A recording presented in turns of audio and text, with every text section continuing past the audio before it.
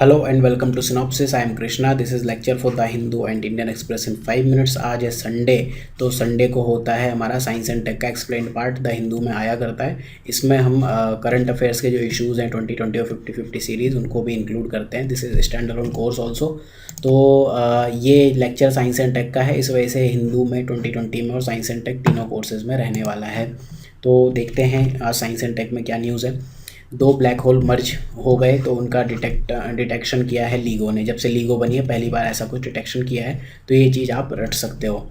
पहली बार लीगो के बनने के बाद ऐसा कुछ डिटेक्ट किया है उसने। तो लीगो क्या है? Gravitational wave observatory. अब आपको समझना है ब्लैक होल क्या होते हैं, लीगो क्या होती है, इंडिया में लीगो, इंडिलीगो या इंडिगो क्या है, देन ग्रेविटेशनल वेव ऑब्जर्वेटरी क्या है, देन इसकी जब आप बात करोगे तो स्पेस टाइम रिपल की बात करोगे, व्हाट इज़ स्पेस टाइम। ये सब टर्म्स हम समझते हैं 1 by 1। और अगर डिटेल में नीड पड़ी तो फिर हम साइंस एंड टेक के लेक्चर में इसको कंटिन्यू करेंगे। ब्लैक होल क्या होता है? ब्लैक होल एक ऐसा प्लेस है स्पेस में, अंतरिक्ष में एक ऐसी जगह है जहाँ पर ग्रेविटी पुल इतना हाई है कि लाइट भी पास नहीं हो सकती है। ठीक है, पहले देखते हैं ग्रेविटी पुल क्यों हाई है। क्योंकि है इनफाइनाइट डेंसिटी। देखो डेंसिटी अगर इंक्रीज होगी तो मास इंक्रीज होगा, क्योंकि mass is proportional to density. ठीक है, घनत्व, डेंसिटी मतलब इनफाइनाइट घनत्व। ठीक है, तो अब जी जो ग्रेविटी होती है, G is proportional to m1 m2 upon R square. तो gravity is directly proportional to mass और mass is proportional to density. तो इसकी इनफाइनाइट डेंसिटी। अब इनफाइनाइट डेंसिटी क्यों है? क्योंकि आपने मैटर को स्क्वीज़ कर दिया एक टाइनी स्पेस में। मतलब कितना बड़ा मैटर था, इसको आप कंप्रेस करते गए इतने में कर दिया। इस वजह से इससे कुछ भी पास नहीं हो सकता। ठीक है, अब लाइट या कुछ भी पास क्यों नहीं हो सकता, उसका रीज़न समझते हैं। देखो डेंसिटी कैसे होती है। सपोज डेंसिटी और पोरोसिटी है ना, डेंसिटी इंक्रीज होगी तो आपकी पोरोसिटी डिक्रीज होगी। ठीक, तो डेंसिटी जब इनफाइनाइट होगी मतलब ये पूरा इस तरह का भरा हुआ स्पेस है। ठीक है, तो अब इसमें से आप कुछ पास करोगे, कैसे पास होगा? नहीं होगा ना, यहाँ से तो कुछ ना कुछ पास हो ही जाएगा, इधर कुछ ना कुछ पोर्स हैं वहाँ से पास हो जाएगा, वाटर, लाइट, एनीथिंग। तो ब्लैक होल में क्या है, एक्चुअल में ये कलर में ब्लैक नहीं है, ब्लैक इसीलिए है क्योंकि इससे कुछ पास नहीं हो रहा। अब इसको ब्लैक क्यों कहते हैं? क्योंकि इनविजिबल है। ठीक है, इनविजिबल क्यों है? क्योंकि लाइट आपके बाहर ही नहीं आ सकती, तो हम देख नहीं सकते। हम किसी चीज़ को हम देखते कैसे? सपोज ये कोई चीज़ रखी हुई है, ठीक है, एनीथिंग इज़ देयर, तो इस पर एक लाइट सोर्स पड़ेगा, इसका रिफ्लेक्शन हमारी आइज़ में आएगा। ठीक है, इसको आप देख सकते हो। फाइन। दूसरी चीज़ क्या है कि इसके अंदर से ही खुद लाइट एमिट हो रही हो तो आप इसको देख सकते हो। तो अल्टीमेटली आप जो भी देखते हो लाइट रिफ्लेक्ट होनी चाहिए उससे। ठीक है, अगर लाइट ही रिफ्लेक्ट नहीं होगी, यहाँ से लाइट आई, इसने एब्जॉर्ब कर ली, कुछ निकला ही नहीं, तो आपको पता ही नहीं। रात में अंधेरे में ऐसा ही तो होता है कि घरों पर लाइट नहीं पड़ती है सन की, तो आपको दिखते नहीं, अंधेरा होता है। ब्लैक होल तब बनते हैं जब कोई स्टार की डेथ हो रही हो। तो इसकी डिस्कवरी कब हुई, पता कैसे चला? जब आपको दिखता ही नहीं है कि ब्लैक होल मतलब कुछ है ही नहीं तो। ठीक है, इट इज़ नॉट विजिबल, तो फिर आपको पता कैसे चलेगा कि ऐसा कुछ है? देखो हुआ क्या था कि एक स्टार ऐसा देखा गया था कि जो घूम रहा था अराउंड नथिंग। मतलब ऐसा कैसे हो सकता है? कुछ तो होना चाहिए जिसकी ग्रेविटी हो, जिसके ग्रेविटेशनल पुल की वजह से वो स्टार घूम रहा हो। देखो जैसे अर्थ है, ये सन के चारों तरफ अर्थ घूमती है, तो Earth is bounded by sun's gravitational system. Moon अगर अर्थ के चारों तरफ घूमता है तो मून अर्थ के ग्रेविटेशनल सिस्टम से बाउंड है। अगर ये इसके ग्रेविटेशनल सिस्टम से बाउंड नहीं होगी अर्थ, तो अर्थ ऐसे घूमते घूमते, सपोज यहाँ ग्रेविटी ब्रेक हुई तो अर्थ ऐसे चली जाएगी फिर। ठीक है, नॉर्मली सपोज आप किसी रस्सी को घुमा रहे हो और यहाँ आपने छोड़ दिया तो ऐसे चली जाएगी। तो हमेशा कोई चीज़ रिवॉल्व करेगी अगर वो सिस्टम ए के इर्द गिर्द ग्रेविटी से बाउंड हो। तो अब कुछ चीज़ घूम रही थी, यहाँ तो कुछ नहीं है, ये स्टार घूम रहा है, तो यहाँ कुछ तो होना चाहिए। तो अब जो कुछ होना चाहिए था आपको दिख नहीं रहा है, उसको हमने कहा कि ये ब्लैक होल, इसका नाम रख दो। और ब्लैक होल कुछ भी नहीं है। ठीक, तो स्पेस टेलीस्कोप से फिर देखा गया जहाँ पर स्पेशल टूल्स थे, तो ये ब्लैक होल की बात हुई। देन इसके बाद लीगो की बात करते हैं। What is this? Laser interferometer gravitational wave observatory, LIGO. इस पर 2-3 बार क्वेश्चन पूछ चुका है पिछले 2-3 सालों में, फिर से एक्सपेक्टेड रहते हैं क्वेश्चन। ये लार्ज स्केल फिजिक्स एक्सपेरिमेंट और ऑब्जर्वेटरी दोनों है। ठीक है, आप बड़े पैमाने पर एक्सपेरिमेंट भी कर रहे हो। ऑब्जर्वेटरी कॉस्मिक ग्रेविटेशनल वेव मतलब स्पेस में, ब्रह्मांड में किस तरह की ग्रेविटेशनल वेव्स आती हैं, कहाँ से आती हैं, उनके ऊपर स्टडी करने के लिए आपकी एक ऑब्जर्वेटरी है। ठीक है, मेनली इसका एम क्या है? पहले तो आप यही ग्रेविटेशनल वेव को डिटेक्ट करोगे, साथ में इसके बाद जब आप ये कर लोगे ग्रेविटेशनल वेव्स को आप एस्ट्रोनॉमिकल टूल की तरह डेवलप करोगे, ताकि इसकी वजह से आप और दूसरी चीज़ें डिटेक्ट कर पाओ। जैसे आपने merger of black hole detect कर लिया। ठीक है, और 2 लार्ज ऑब्जर्वेटरीज यूएसए में बनाई गई थी। ठीक है। अब लीगो की एक ऑर्गेनाइजेशन लीगो इंडिया जब वर्ल्ड में बना ली तो हम भी बनाएंगे, तो हमने उसका नाम रखा इंड लीगो या इंडिगो। इंडिगो का मतलब एक तो नील होता है, ठीक है, दूसरा इंडिगो आपकी फ़्लाइट है, ठीक है, एविएशन कंपनी है, तीसरा आपका ये इंडिगो अगर पूछे तो this is LIGO India, I N यहाँ से लिया और आई जी ओ यहाँ से ले लिया, इंडिगो, ठीक। तो Indian initiative in gravitational wave observatory, ठीक है, इंडिया का इनिशिएटिव है। यहाँ पर क्या है, कंसोर्टियम है ये आपका इंडियन ग्रेविटेशनल वेव फिजिसिस्ट, जो भी इंडिया के ऐसे लोग हैं वो लोग इसके मेंबर्स हैं। और जो ये इंडिगो है ये अपने आप में लीगो साइंटिफिक कॉरपोरेशन का मेंबर है।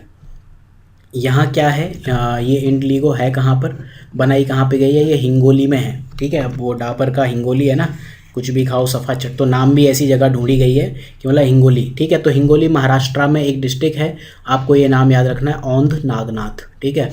औंध मतलब अब नाम भी ऐसे है, देखो जो ढूंढा है औंध, आप मतलब लोकेशन का नाम है पुणे में, महाराष्ट्र में ऐसे कई जगह होती है इनका नाम औंध होता है, ठीक है। औंध को आप ऐसे रख सकते हो कि अंधा, अंधा एरिया इन हिंगोली, हिंगोली मतलब जो भी है सफाचट।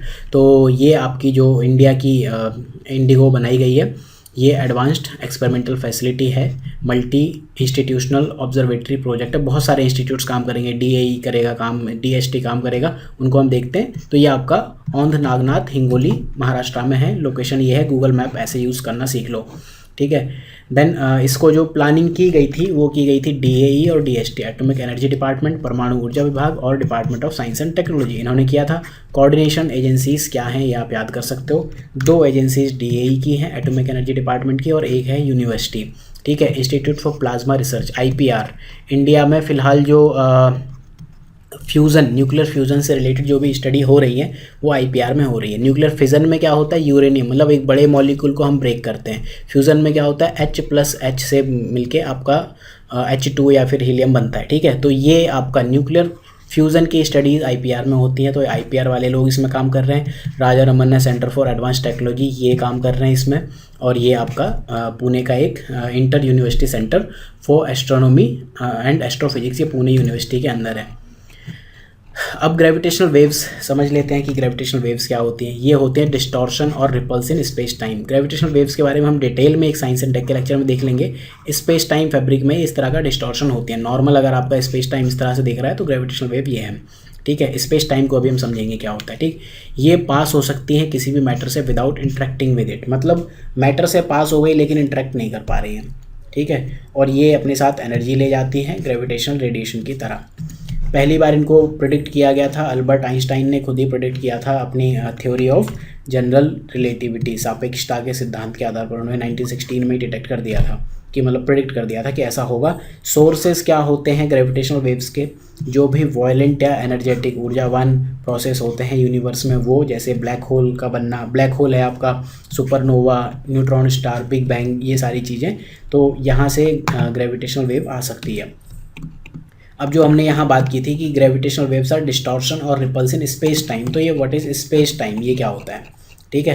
तो अंतरिक्ष काल, स्पेस टाइम मतलब होता है एक 4D सिस्टम। नॉर्मली हम क्या करते हैं, 3 डायमेंशन देखते हैं ना, 1 2 3 XYZ 3D। अभी आपको कभी कुछ भी घर देखना है, कुछ भी बनाना है, तो you will make it like this, this is 3D, ठीक है। तो ये हुआ। स्पेस टाइम में क्या करते हो, टाइम के साथ भी देखते हो, मतलब ये आज की डेट में कैसा है और ये आज से 10 साल बाद कैसा होगा, तो ये हुआ स्पेस टाइम, ठीक है। सपोज आज ये सिस्टम ऐसा दिख रहा है, कल ये सिस्टम ऐसा दिख रहा है, परसों ये सिस्टम ऐसा दिख रहा है, तो ये आप टाइम के कॉन्टेक्स्ट में भी देख रहे हो, दिस इज स्पेस टाइम। तो 3D में आपने टाइम की डायमेंशन ऐड कर दी, ऐसा कोई भी मैथमेटिकल मॉडल आपका स्पेस टाइम कहलाता है। इससे ज़्यादा समझने की कोशिश मत करना, ना एग्जाम में ज़्यादा पूछेगा ना ही आप कर पाओगे। अब दूसरी, जूनोटिक डिजीज़ या फिर जूनोसिस, ये ऐसी डिजीज़ है जो नेचुरली ट्रांसमिट होती है वर्टिब्रेट एनिमल से, कशेरुकी जानवरों से ह्यूमन में। वर्टिब्रेट आई थिंक वो होते हैं, इनमें रीढ़ की हड्डी होती है। ये जो रीज़न है इसका, जूनोटिक डिजीज़ क्यों नहीं कंट्रोल की जा सकती हैं, क्योंकि there is inevitable interaction between human and livestock, इस वजह से हम इसके लिए एक्सपोज हो जाते हैं। तो जूनोटिक डिजीज़ के लिए एक अप्रोच है, उस अप्रोच का नाम है वन हेल्थ। तो वन हेल्थ अप्रोच आपके लिए प्री और मेंस के लिए इंपॉर्टेंट पॉइंट है। What is one health, WHO इसे कैसे डिफाइन करता है, ये कहता है वन हेल्थ मतलब एक ऐसी अप्रोच है जहाँ पर आप डिज़ाइन करोगे और इम्प्लीमेंट क्या करोगे, चाहे आपने प्रोग्राम बनाया हो, चाहे पॉलिसी बनाई हो, लेजिस्लेशन, रिसर्च, इन सब चीज़ों को आप डिज़ाइन करोगे एक साथ। वन मतलब सिंगल, एक जगह आप डिज़ाइन करोगे और इम्प्लीमेंट करोगे, जहाँ पर मल्टीपल सेक्टर कम्युनिकेट कर पाएँ और साथ में काम कर पाएँ। क्यों? क्योंकि बेटर पब्लिक हेल्थ आउटकम के लिए। अब मैंने WHO की लाइन लिख दी है, पहली बार मैंने चीज़ों को सिंप्लीफाई करने की कोशिश नहीं की, ये बताने के लिए कि जो एक्चुअल में चीज़ें होती हैं कितनी कॉम्प्लेक्स लिखी होती हैं। एग्जाम में जब आप लिखना तो इसको यहाँ पर एंटर करके 2 लाइन लिख देना, approach for designing and implementing this, जो भी आपको याद आ जाए, ठीक है। इन विच हटा के यहाँ से एक बुलेट मार के multiple sector communicate and work together to achieve public health outcome. तो ये आपका ईजी हो जाएगा आंसर राइटिंग में, ठीक है। मतलब अल्टीमेटली वन हेल्थ ऐसा कुछ सिस्टम नहीं है, सिंगल है कि मतलब आपको जो भी आप काम कर रहे हो उनको आप एक प्लेटफॉर्म पे आके काम करो और उसमें मल्टीपल सेक्टर कम्युनिकेट कर पाएँ और वर्क कर पाएँ, ठीक। इसमें क्या क्या इंक्लूड है, मेन चीज़ें WHO डिफाइन करता है, फूड सेफ्टी, जूनोटिक डिजीज़ जो जानवरों से होते हो, एंटीबायोटिक रेसिस्टेंस।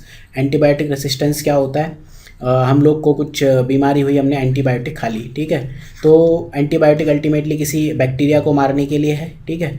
अब अल्टीमेटली कुछ टाइम बाद ऐसे होता है कि हम कहते हैं यार ये दवाई काम नहीं कर रही, हायर डोज दो।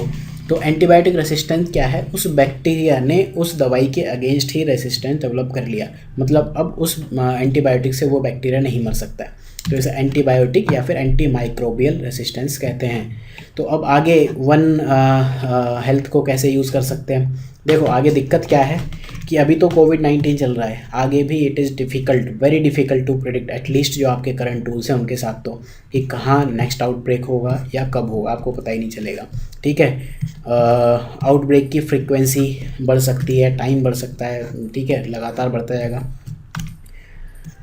देन सॉल्यूशन क्या है कि अर्ली वार्निंग सिस्टम, अभी तक तो हम डिजास्टर्स के लिए करते थे ना, तो अब ये एपिडेमिक को भी आप डिजास्टर्स की लिस्ट में इंक्लूड करो, EWS डेवलप करो, वन हेल्थ अप्रोच को लेके चलो, मतलब सबको एक साथ कोऑर्डिनेट करना चाहिए। Then next news, sudden reduction in pollutant level, ये तो आपको पता ही है, तो मेंस के लिए पॉइंट बता देते हैं न्यूज़ में जो एक्चुअल में हमें एनालिसिस करना है। National clean air programme, what is NCAP। तो Earth is witnessing lowest achievable pollution level possible in very long time, मतलब आज के टाइम में जो आपने प्राप्त कर लिया है इसके बिलो तो आप पॉल्यूशन भूल ही जाओ कि इससे ज़्यादा आप विटनेस कभी कर पाओगे। क्यों? क्योंकि ट्रैवल रेस्ट्रिक्शन लगी हुई हैं, ज़्यादातर इंडस्ट्रीज़ बंद हैं और कमर्शियल कंस्ट्रक्शन एक्टिविटी बंद है, सब कुछ बंद है, ठीक है। तो फिर ये लोएस्ट एवर पॉसिबल जो भी है पॉल्यूटेंट लेवल हो सकता है। तो इससे रिलेटेड है, ये किसने बताया, नेशनल क्लीन एयर प्रोग्राम, इसमें डिटेक्ट किया गया है कि ऐसा इंडिया में भी हो रहा है। तो व्हाट इज़ दिस NCAP, ये 2019 का प्रोग्राम है, ठीक है। तो ये पहला एफर्ट है इंडिया में जो फ्रेम करता है national framework in a time bound reduction target for air quality management, ठीक है। आज तक ऐसा कोई टाइम बाउंड टारगेट हुआ ही नहीं था। इसने क्या कहा कि 2024 तक हम 20 to 30% एयर क्वालिटी इंप्रूव करेंगे 2017 को बेस ईयर लेकर। Programme is not notified under any act. Normally क्या होता है कि ऐसे जो प्रोग्राम्स होते हैं एनवायरमेंटल प्रोटेक्शन एक्ट के अंडर नोटिफाई किए जाते हैं, नहीं तो एयर एक्ट के अंडर नोटिफाई किए जाते हैं, लेकिन इसको कहीं भी नहीं किया, किसी एक्ट के अंदर नहीं नोटिफाई किया गया। एक स्टैंड अलोन प्रोग्राम है जिसकी वजह से आपको एक फर्म मैंडेट, दृढ़ शासनादेश मिल पाए। हालांकि CPCB को इसकी पावर है कि section 162B of air act, वहाँ से आप पावर ले सकते हो और एग्जीक्यूट कर सकते हो, बट ये एक्ट एयर एक्ट के अंदर नहीं है, पावर यहाँ से ले सकता है, that is okay. Then non attainment city, इसमें क्या कहा गया है, ऐसे कौन से गैर प्राप्ति शहर हैं, ऐसी सिटीज़ जो कंसिस्टेंटली शो करते हैं पुअर एयर क्वालिटी, जो कि आपके national air quality, ambient air quality NAAQS। तो इसके बारे में हम डिटेल में फिर पढ़ेंगे किसी और लेक्चर में, नहीं तो ये लेक्चर बहुत लंबा हो जाएगा। NAAQS से जिनकी क्वालिटी कंसिस्टेंटली पुअर है वो आपके नॉन अटेनमेंट सिटीज़ हैं, और इसमें अराउंड 102 सिटीज़ हैं। इसमें सेंटर और स्टेट दोनों मिलके काम करेंगे। सेंटर क्या करेगा कि आपके एयर क्वालिटी मॉनिटरिंग नेटवर्क को स्केल अप करेगा, अभी अराउंड 100 हैं, 100 से 4000 मॉनिटर्स करेगा। इस तरह के स्टेट लेवल पे क्या होगा, मेन काम होगा स्टेट लेवल पे, ये क्या करेंगे states, E mobility in 2 wheeler sector लेके आएंगे, चार्जिंग इंफ्रा का रैपिड ऑगमेंटेशन करेंगे, BS6 का स्ट्रिंजेंट इम्प्लीमेंटेशन करेंगे, पब्लिक ट्रांसपोर्ट सिस्टम को बूस्ट करेंगे, मतलब अभी हम कार पे चले जाते हैं, नहीं बस में जाओ, ठीक है, ट्रेन में जाओ, मेट्रो में जाओ, और साथ में थर्ड पार्टी ऑडिट करेंगे पॉल्यूटिंग इंडस्ट्रीज़ के लिए। तो ये था साइंस एंड टेक का सेक्शन। जो आपका निपटा गया लगभग 15 मिनट। तो अब देखते हैं कि करंट अफेयर्स में क्या क्या है। इसके अलावा करंट अफेयर्स में अब कुछ नहीं है, ठीक। सिर्फ वही था करंट अफेयर्स में कि 2 सुपरनोवा मर्ज 2 ब्लैक होल मर्ज हो गए, ठीक। तो न्यू और क्या है कंटेम्प्रेरी इश्यूज़ में जो लगातार न्यूज़ में रहते हैं। रोहतांग पास, तो ये आपका हिमाचल प्रदेश में है। कुल्लू वैली को लाहौल और स्पीति वैली से जोड़ता है। अभी न्यूज़ में क्यों है कि बीआरओ ने इसको ओपन कर दिया। वहाँ पर आइस जमी हुई थी, तो उसको आइस को ब्रेक करके ओपन किया कि आप एसेंशियल आइटम्स ट्रांसपोर्ट कर पाओ। तो आपको ये याद रखना है कि जो ये आपके बाउंड्री के एरिया में जो रोड्स होती हैं, चाहे वो रोहतांग पास हो या और भी कोई इस तरह के पासेस है, उनको बीआरओ मैनेज करता है। इस वजह से बीआरओ वाला पॉइंट यहाँ पर लिखा हुआ है। देन इसके बाद मेंस एग्ज़ाम में, मेंस इन 300 में डेफिनेटली इस साल एयर पोल्यूशन आएगा ही आएगा। हर साल होता है, इस साल भी होगा, उसमें कोई बड़ी चीज़ नहीं है। ग्रेविटेशनल वेव्स एंड LIGO, इसकी भी हम बात करेंगे। Then learning from the history. HRD ministry ने ये कहा है यूनिवर्सिटीज़ को, रिसर्च इंस्टीट्यूट को, अपने आप आर्काइव्स देखो और साथ में हमें ये स्टडी करके बताओ कि 1918 के जो स्पेनिश फ्लू था, H1N1 था, उस पेंडेमिक से हम कैसे निपटे थे, कैसे हैंडल किया था, और साथ में इंडिया की इकॉनमी कैसे बूस्ट की थी। 17 to 18 मिलियन लोग मारे गए बताए जाते हैं इंडिया में। अकेले स्पेनिश फ्लू से इतने लोगों की डेथ हुई थी जितने कि वर्ल्ड वाइड वर्ल्ड वॉर 1 से लोग नहीं मरे थे, ठीक। But ultimately what we have learn from the history, we have learn from the history that we do not learn anything from the history. हम इतिहास से यही सबक सीखते हैं कि हम इतिहास से कोई सबक नहीं लेते। Then one news, Saudi Arabia, आप देख रहे हो लगातार ये अपने जो भी इनके आर्काइक लॉज हैं, ड्रास्टिक लॉज हैं, फालतू से ड्रैकोनियन लॉज हैं, उनको ये रिलैक्स करता जा रहा है। जैसे विद टाइम इन्होंने क्या किया, अभी फ़िलहाल इन्होंने कोड़े मारने की, फ्लॉगिंग की सज़ा को बिल्कुल एबोलिश कर दिया। इससे पहले इन्होंने बताया था कि वुमेन अब कार ड्राइव कर सकती हैं। देन इसके बाद इन्होंने कहा था कि women without any male partner restaurants में जा सकती हैं। तो इस तरह की चीज़ें सऊदी अरेबिया में हो रही हैं, तो इंडिया में भी हो सकती हैं। So thank you for watching this lecture. जो ये स्पेस टाइम है, इनको 4D सिस्टम, 3D जियोमेट्री, इन चीज़ों को हम लोग और ब्लैक होल से रिलेटेड कुछ इन्फॉर्मेशन और डिटेल में साइंस एंड टेक में बात करेंगे। So thank you for watching this lecture. Have a good day, please stay at home.